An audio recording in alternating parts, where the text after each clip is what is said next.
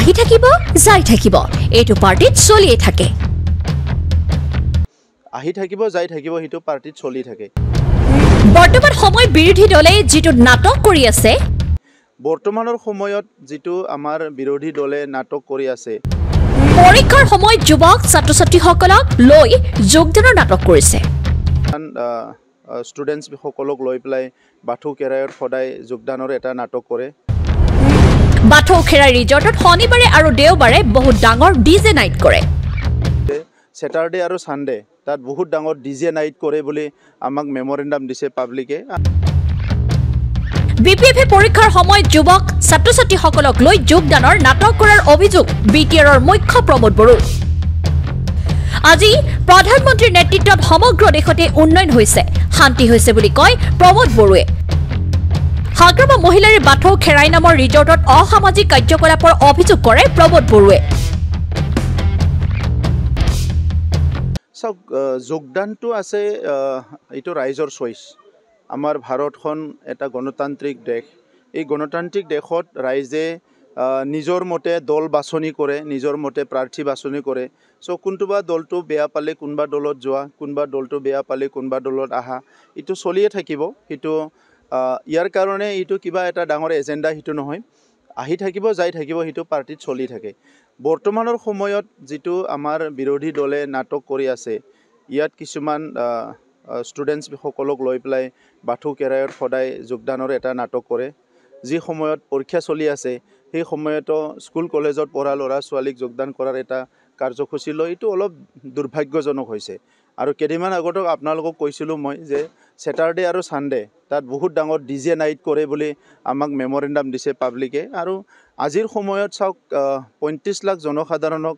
নেতৃত্ব দিয়া হা নেতাবিলাকে যদি জনসাধাৰণৰ প্ৰতি চিন্তা নকৰে মানৱ সম্পদৰ প্ৰতি চিন্তা নকৰে আহি থকা প্ৰজন্মৰ প্ৰতি যদি চিন্তা নকৰে কোনে কৰিব ইয়াতকৈ দুৰ্ভাগ্যজনক একো হ'ব নোৱাৰে গতিকে আজিৰ সময়ত যেটো ৰাজনীতি চলি আছে ভাৰতত ইটো এটা মূল্যবোধৰ ৰাজনীতি চলি আছে প্ৰধানমন্ত্ৰী ডাঙৰীয়াক চাওক আপোনালোকে ভাৰতৰ গৃহমন্ত্ৰী ডাঙৰীয়াক চাওক যিখিনি কথা কৈছে যিখিনি আঁচনি এনাউন্স কৰিছে প্ৰত্যেকটোকে ফুলফিল কৰাৰ কাৰণে কাম কৰি আছে মুখ্যমন্ত্ৰী ডাঙৰীয়াই যিখিনি এনাউন্স কৰিছে সব আঁচনিকে ফুলফিল কৰাৰ কাৰণে কাম কৰি আছে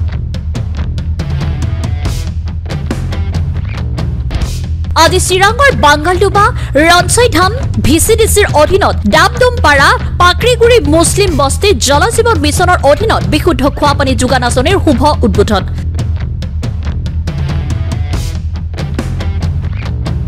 জনস্বাস্থ্য কাৰিকৰী বিভাগৰ কুকুৰাঝাৰ সংমণ্ডলৰ দ্বিতীয় খণ্ডৰ অধীনত 1.5 কোটি টকা ব্যয় সাপেক্ষে নিৰ্মাণ কৰি তোলা এই বিশুদ্ধ খোৱাপানী যোগান প্ৰকল্পৰ পৰা 30 শতাধিক পৰিয়ালে বিশুদ্ধ খোৱাপানী যোগান লাভ কৰিব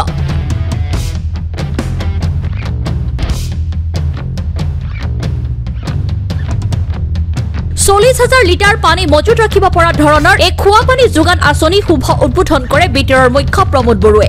লগতে থাকে বিভাগীয় কাৰ্যবাহী সদস্য ডক্টৰ নীলোৎ স্বৰ্গীয়াৰী চিটলিৰ বিধায়ক জয়ন্ত বসুমতাৰী পৰিষদ ক্ৰমে মাধৱ ছেত্ৰী আৰু সাইকং বসুমতাৰী সহ বিটিআৰৰ বিভাগীয় সঞ্চালক পুষ্প অধিকাৰী আৰু অন্যান্য বিভাগীয় বিষয়া কৰ্মচাৰী সহ স্থানীয় লোকৰ উপস্থিতিত উদ্বোধনী কাৰ্যসূচী অনুষ্ঠিত হয়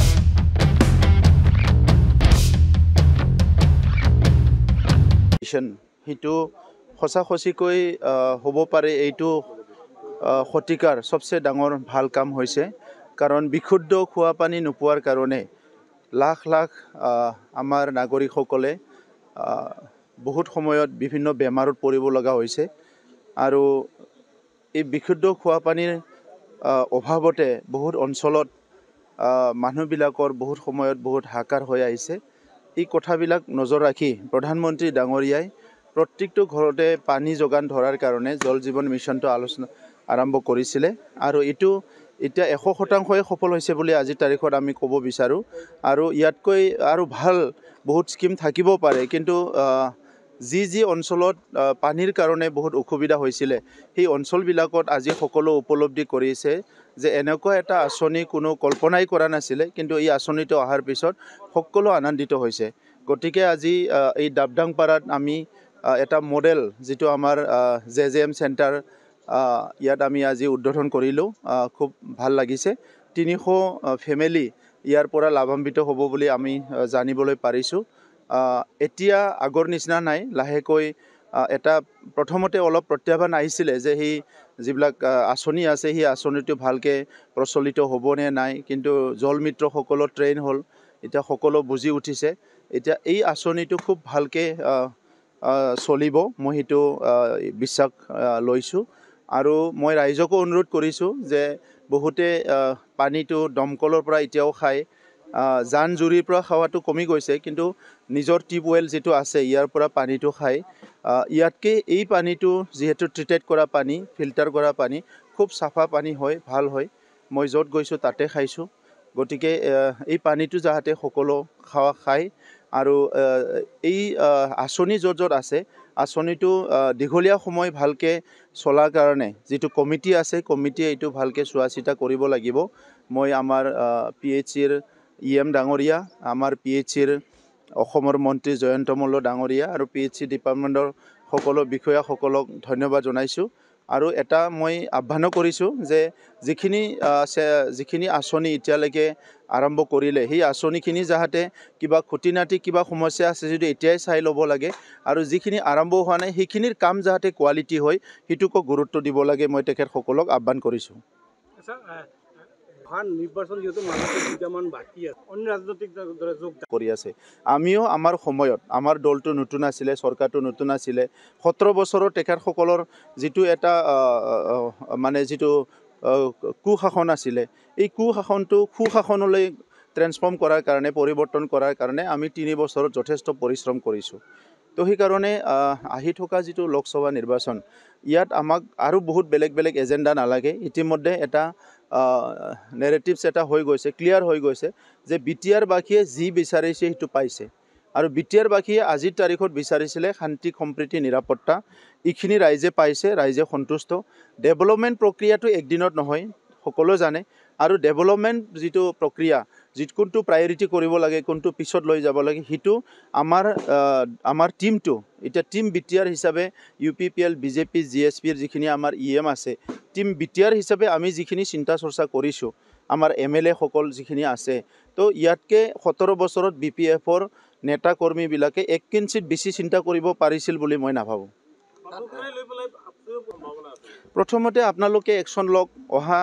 যিকি নহওক এটা ছেটাৰডে আৰু ছানডেত আপোনালোকে কেমেৰা লৈ যাওক মই অনুৰোধ কৰিছোঁ ৰাইজৰ স্বাৰ্থত আৰু কি চলে কি নচলে এইটো অসমৰ ভাৰতৰ মানুহক আগতে জনাই দিয়ক লিগেল একশ্যন এনি টাইম হ'ব পাৰে কিন্তু আমি সকলোকে লিগেল একশ্যন লৈহে যদি সমাজ ঠিক কৰিব লাগে এই সমাজটো কেনেকৈ হ'ব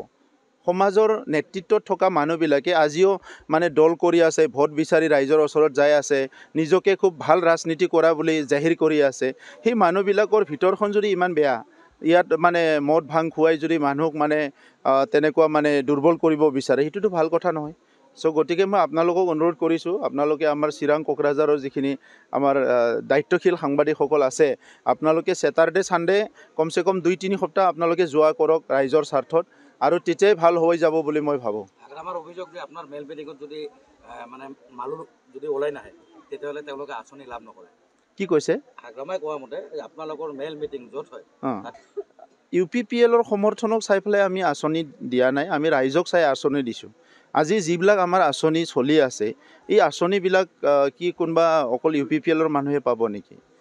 এই আঁচনিবিলাকতো চবেই পাব আজি JJMৰ এতিয়া মুকলি কৰিছোঁ ইয়াত UPPLে খাব নেকি চবেই খাব ইয়াত যিমান ৰাইজ আছে আমি এতিয়া স্কুল ৰিপেয়াৰিং কৰিছোঁ তাত অকল UPPLৰ ল'ৰা ছোৱালী পঢ়ে নেকি আমি ক'ৰবাত নতুন মডেল স্কুল বনাইছোঁ অকল UPPLৰ পঢ়ে নেকি UPSCত আমি পঠাইছোঁ 50 জন আমিতো বাছি পঠোৱা নাই UPPLৰ ফেমিলিৰ হয় নে নহয় তাত BPL ফেমিলিৰো আছে আজি আমি